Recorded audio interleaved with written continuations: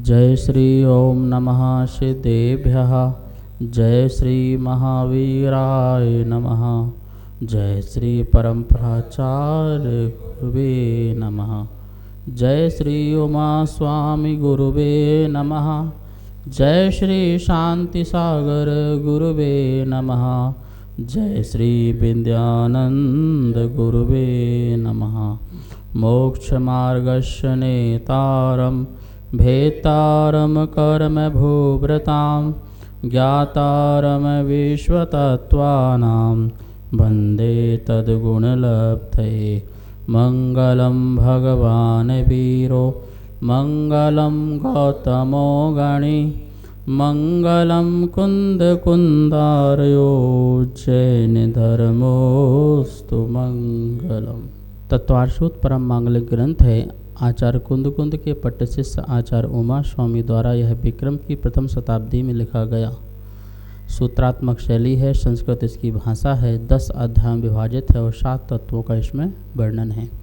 हम सभी लोग 6वें अध्याय में आश्रव अधिकार को समझ रहे थे। हमने देखा था कि आश्रव जो है वह शुभ और अशुभ अर्थात शुभ योग और अशुभ योग से पुण्य और पाप का आश्रव होता है। आश्रव में और क्या विशेषता है इसको बताने के लिए आचार्य भगवान ने 4 नंबर सूत्र बताया है। आइए हम सब लोग आज 4 नंबर जो सूत्र है उसका उच्चारण करते हैं। एक बार हम बोलेंगे, दोबारा सभी आप लोग। सा कषाया कषाययोः सांपरायिकेर्या पथयोः सांपरायिकेर्या पथयोः।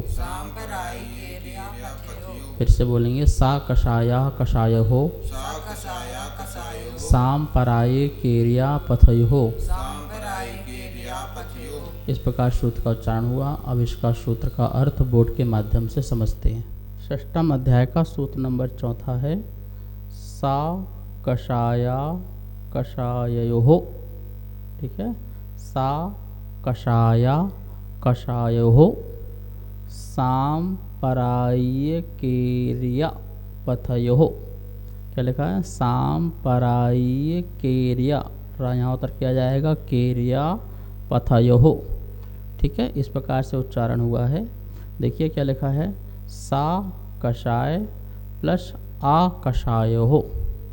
सा कषाय और आ कषाययोः से, ये सा कषाय मतलब कषाय सहित और आ कषायो मतलब कषाय रहित आत्मा के।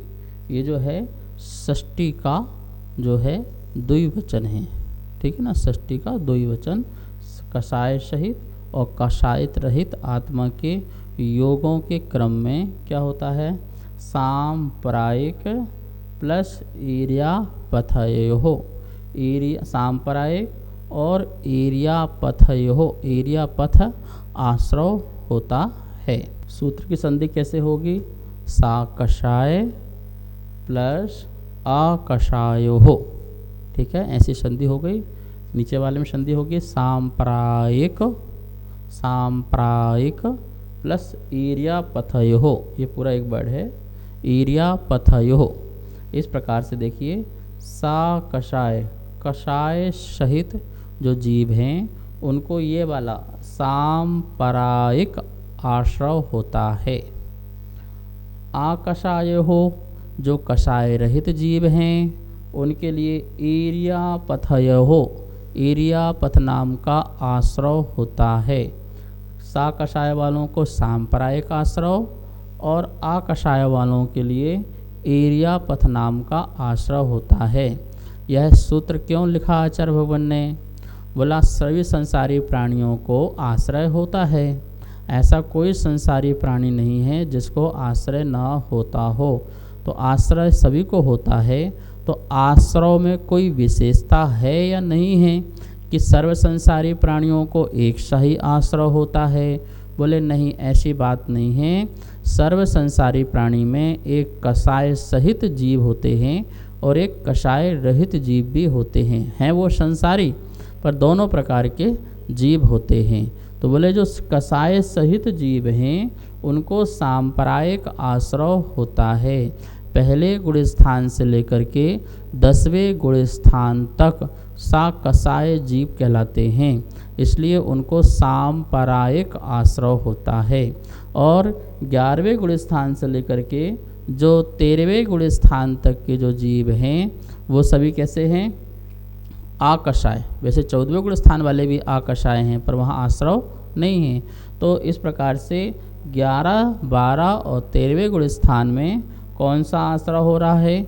ईर्यापथयो, ईर्यापथ नाम का आश्रय होता है। तो इस प्रकार से आश्रय दोनों जगह हैं, कसाय सहित जीव के लिए भी और कसाय रहित जीव के लिए भी। देखिए यहाँ लिखा है आश्रय के रूप, 2 प्रकार के रूप आश्रय के लिखे हैं, एक सांप्रायिक आश्रय और एक ईर्यापथ आश्रय। 2 प्रकार से आश्रय के रूप लिखे हुए हैं। सांप्रायिक आश्रय के नीचे लिखा हुआ है कषाय सहित जो जीव हैं। संसार में जितने भी प्राणी जो कषाय सहित हैं, अर्थात जिसमें क्रोध, मान, माया, लोभ पाया जाता है, राग, द्वेष पाया जाता है, ऐसे जो जीव हैं उनको सांप्रायिक नाम का आश्रय होता है। ईर्यापथ आश्रय, ईर्यापथ आश्रय जो कषाय रहित संसार में प्राणी हैं, जो उपशम श्रेणी में चढ़ने वाले 11वें गुण स्थानवर्ती, छपक श्रेणी में चढ़ने वाले जो 12वें 13वें गुण स्थानवर्ती जो जीव हैं उनके लिए ईर्यापथ नाम का आश्रय होता है। अब यहाँ पर लिखा है सांप्राय और ईर्यापथ, दोनों में क्या पारिभाषिक शब्द हैं?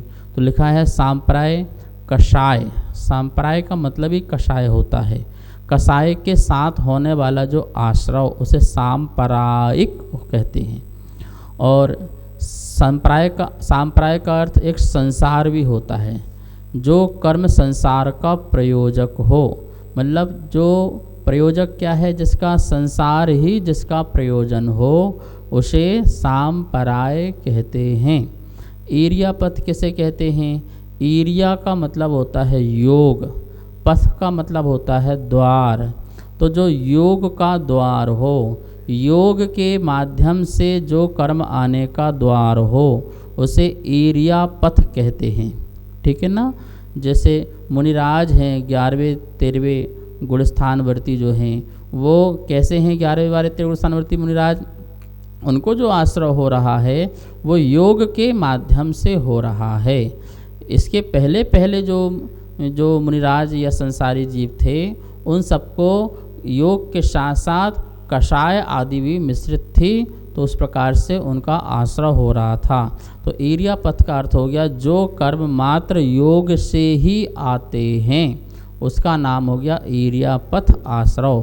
इस प्रकार से ये 2 प्रकार का आश्रय है, सांप्रायिक आश्रय और ईर्यापथ आश्रय। नमोस्तु आचार्य श्री, मेरे मन में एक शंका उत्पन्न हो रही थी, कषाय किसे कहते हैं?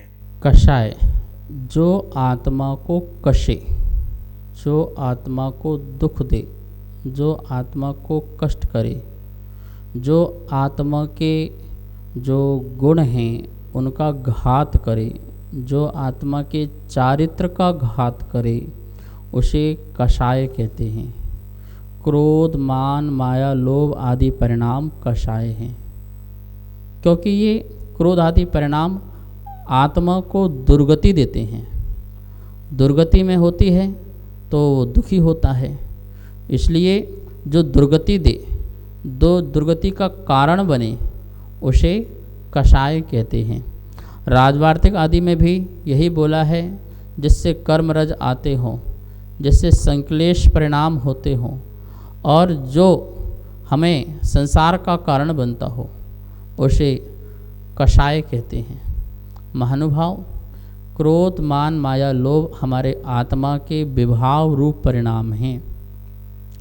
संसार के चराचर पदार्थों को जब हम देखते हैं, सुनते हैं, चखते हैं, सूंघते हैं या स्पर्श करते हैं, तो उनके प्रति जो हमारा राग और द्वेष का जो परिणाम प्रकट होता है, वह राग और द्वेष के परिणाम ही हमारे अंदर वीतरागता को प्रकट नहीं होने देते हैं। वीतरागता जहाँ संपूर्ण कषायों का अभाव हो या क्षय हो, संपूर्ण कषायों का उपशम हो जाए या क्षय को प्राप्त हो जाए, वहाँ वीतरागता प्रकट होती है। ऐसा नेमिचंद स्वामी ने गोमठ सार में कहा है। समस्त कषायों का उपशम कहाँ होता है?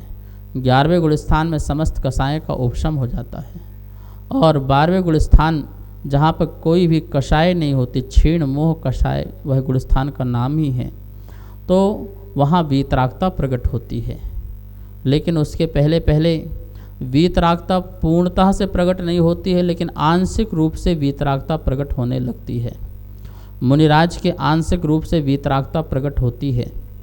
देखिए, जहाँ जहाँ जितनी जितनी कषाएँ जाती जाएंगी, वहाँ वहाँ आंशिक रूप से एक दिश रूप से वीतरागता प्रकट होती जाएगी। 11वें में पूर्ण वीतरागता, 12वें में पूर्ण वीतरागता, 13वें में पूर्ण वीतरागता प्रकट हो जाती है। तो इस प्रकार से जो हमें दुर्गति का कारण बने, जो हमें दुख का कारण बने, कषाय से कभी किसी को शांति नहीं मिलती है। कषाय से आदमी दुखी ही होता है, राग करके भी दुखी होता है और द्वेष करके भी दुखी होता है। इस प्रकार से जो 25 प्रकार की कषाएँ बोली हैं, अनंतानुबंधी क्रोध मान माया लोभ, ये अनंतानुबंधी जो क्रोध मान माया लोभ है, ये अनंत अनुबंध, यह मिथ्यात्व के साथ इसका अनंत अनुबंध होने के कारण यह संसार का भी अनंत अनुबंध हो जाता है। संसार में अनंत काल तक भ्रमण कराने में जो अनंतानुबंधी क्रोध मान माया लोभ है, तीव्र क्रोध मान माया लोभ हैं, ये पर पदार्थ के प्रति लेकर के उसके कारण हमें ऐसी कर्म के बंध बनते हैं कि जो कई सागरों पर्यंत तक उसे भोगना पड़ते हैं। अनंतानुबंधी क्रोध के कारण हम जो है सम्यक्त को प्रकट नहीं कर पाते हैं, अपने सम्यक दर्शन को प्रकट नहीं कर पाते हैं। अप्रत्याख्यान कषाय के उदय के कारण हमारे ऐसे परिणाम होते हैं कि हम देशव्रती नहीं बन पाते हैं, हम प्रतिमा धारण के भाव नहीं बन पाते, प्रतिमा को ग्रहण नहीं कर पाते हैं। ऐसे अप्रत्याख्यान कषाय तीव्र का जब उदय होता है, प्रत्याख्यान कषाय का जब तीव्र उदय होता है, तो व्रतियों को और भी महाव्रति बनने के परिणाम नहीं होते हैं। और मंद कषाय का उदय होता है प्रत्याख्यान का, तो भाव तो होते हैं पर बन नहीं पाते हैं, धारण नहीं कर पाते हैं। इस प्रकार से प्रत्याख्यान जो कषाय है वो महाव्रत धारण नहीं होने देती है। स्वंजलन जो कषाय है उसके उदय में महाव्रति तो बन जाते हैं, लेकिन जो यथाख्यात जो चारित्र है, यथाख्यात वीतराग जो चारित्र है, उस चारित्र को प्रकट नहीं होने देती जब तक ये कषाय है। तो देखिए, कहीं नहीं कहीं ये कषाय आत्मा को दुख देती है, आत्मा को कष्ट देती है। जो उसके स्वभाव को प्रकट न होने दे उसका नाम कषाय। हमारी आत्मा का जो शुद्ध स्वभाव है उसे प्रकट न होने दे वह कषाय कहलाती है। इस प्रकार से यह जो कषाय सहित जो आश्रव है वह सांप्रायिक आश्रव है। मिथ्या दृष्टि से लेकर के पूर्ण 10वें गुणस्थान तक आप देखिए, पहले गुणस्थान में मिथ्या दृष्टि है, चौथे गुणस्थान में सम्यक दृष्टि है, 5वें गुणस्थान में अणुव्रति, 6ठे से गुणस्थान से मुनिराज प्रारंभ हो जाते हैं। ऐसे मुनिराज 7म 8म 9वें और 10वें गुणस्थान, इन सब में आश्रव है। पर इन सब में आश्रव की विशेषता है, इस बात का ध्यान रखना। मिथ्या दृष्टि का जो आश्रव है वो उत्कृष्ट आश्रव होता है, उत्कृष्ट आश्रव होता है। जैसे 70 कोड़ा कोड़ी जो सागर है उसका आश्रव सम्यक दृष्टि को नहीं होता, सम्यक दृष्टि को उसको आश्रय नहीं होता है, क्योंकि दर्शन मोहिनी का 40 कोड़ा कोड़ी सागर और 30 कोड़ा कोड़ी सागर चारित्र मोहिनी संबंधी होता है। तो उत्कृष्ट बंधन और आश्रव बंध नहीं होता है किसके? सम्यक दृष्टि के। मिथ्या दृष्टि जीव को ही अपनी आत्मा को भूला हुआ है, अपने स्वरूप को भूला हुआ है, जिसके कारण वह तीव्र मोह करता है, अंधा हो जाता है, अपनी आत्मा को जानता नहीं है, शरीर को ही आत्मा मानता है, ये है तो मैं हूँ और ये नहीं है तो मैं नहीं हूँ। पर पदार्थ में इतना आसक्त और लिप्त हो जाता है कि मर मिटने को तैयार होता है पर पदार्थ से आसक्ति नहीं छोड़ता है। ऐसा मिथ्या दृष्टि का तीव्र जो मोह है उससे उत्कृष्ट उसका बंध होता है मोहिनी कर्म का। तो इस प्रकार से उसका आश्रय अलग प्रकार का है। सम्यक दृष्टि का आश्रय थोड़ा कम है। सम्यक दृष्टि का आश्रय जो है वो है, पर उसका शुभ कार्य भी बहुत ज़्यादा होता है।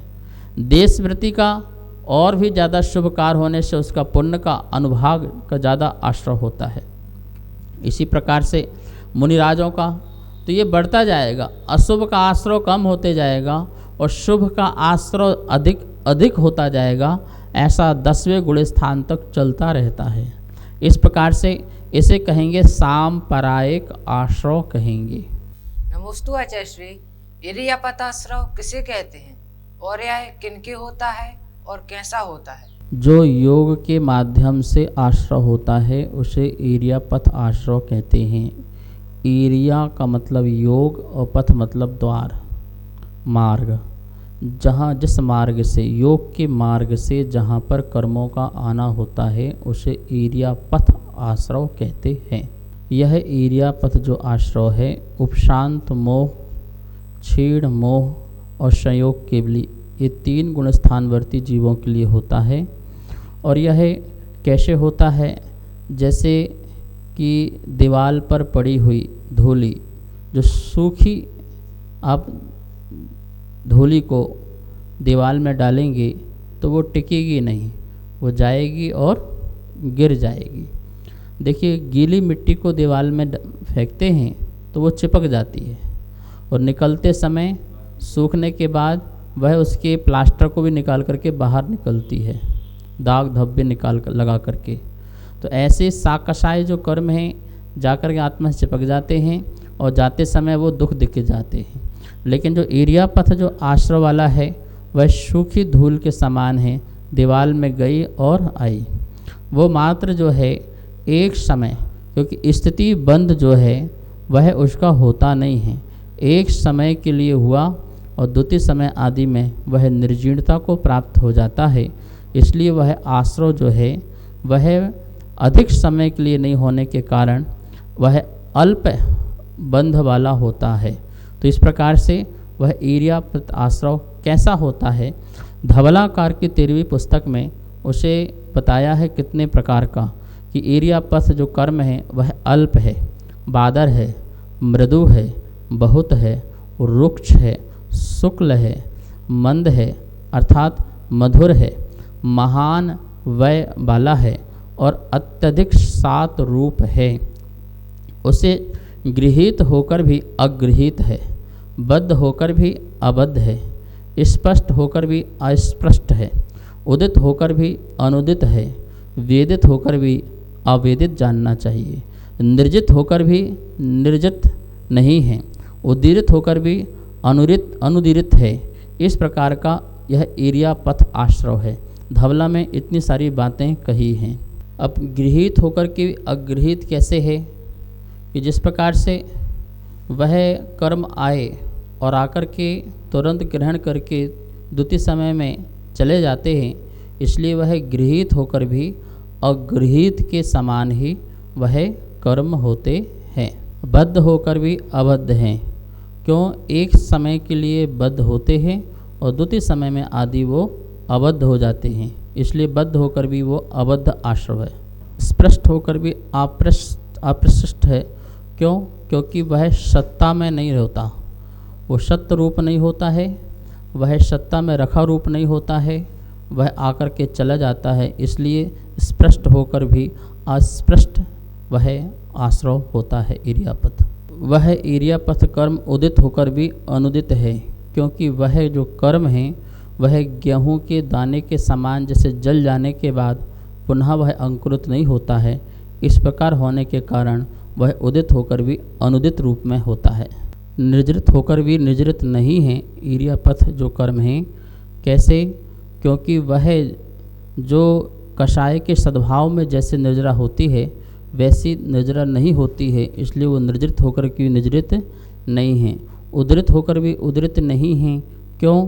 क्योंकि वह अन्न जन्म की शक्ति रूपता प्राप्त नहीं करता है कर्म, वो अन्य जन्म को प्रकट करने वाले शक्ति रूप प्रकट नहीं करता है, इसलिए उद्धृत होकर भी उद्धृत नहीं होता है। इस प्रकार से अपन ने देखा कि एरिया पथ जो आश्रव है वो किस प्रकार का है। सामान्य रूप से अपन इतने ही समझ सकते हैं कि एरिया पथ का जो आश्रव है वह योग के माध्यम से होता है और सांप्रायिक आश्रव जो है वो कषाय सहित योग के माध्यम से आश्रव होता है। मतलब सांप्रायिक आश्रव में योग तो होता ही होता है, लेकिन उसमें कषाय का समावेश हो जाने के कारण वो कषाय सहित संपन्न योग से आश्रव होता है।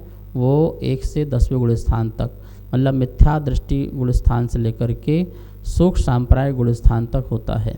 और एरिया पर जो आश्रव होता है वो मात्र योग के माध्यम से होता है, इसी कारण वह अधिक समय तक टिकता नहीं है।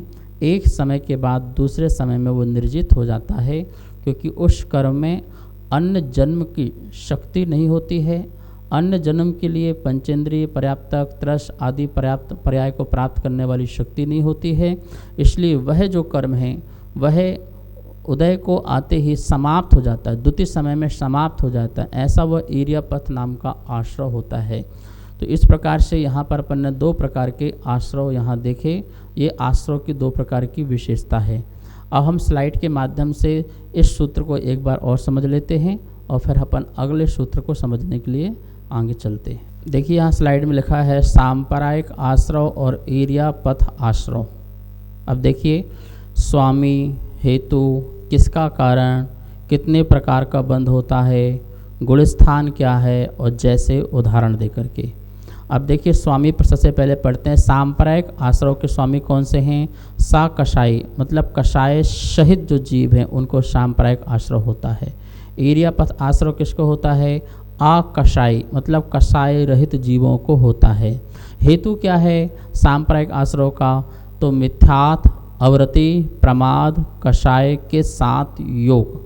ठीक है, इनके साथ ये मिथ्यात्व, अवृत्ति, प्रमाद, कषाय के साथ जो योग है वह सांप्रायिक आश्रव का कारण होता है, हेतु होता है। और एरिया पथ आश्रव में क्या कारण होता है? मात्र सिर्फ और सिर्फ योग ही कारण होता है। यहाँ लिखा है किसका कारण होता है सांप्रायिक आश्रव? तो वो संसार का कारण होता है। किसका कारण होता है? संसार का। एरिया पथ आश्रव जो है वह स्थिति रहित आश्रव होने का कारण होता है, मतलब वह स्थिति नहीं पड़ती है, इस प्रकार का आश्रव होता है, इसलिए वो मोक्ष का कारण होता है। कितने प्रकार का बंध होता है? तो सांप्रायिक आश्रव से प्रगति बंध, प्रदेश बंध, स्थिति बंध और अनुभाग बंध, चारों प्रकार का बंध होता है। ये बंध 4 प्रकार के कौन से होते हैं तो ये अपन 8वां अध्याय में इसके बारे में जानेंगे। एरिया पथ आश्रव में कितने प्रकार का बंध होता है? तो 2 ही प्रकार का होता है, प्रगति बंध और प्रदेश बंध, क्योंकि वहाँ स्थिति और अनुभाग बंध नहीं हो सकता है। गुणस्थान, गुणस्थान कितने हैं सांप्रायिक आश्रव के?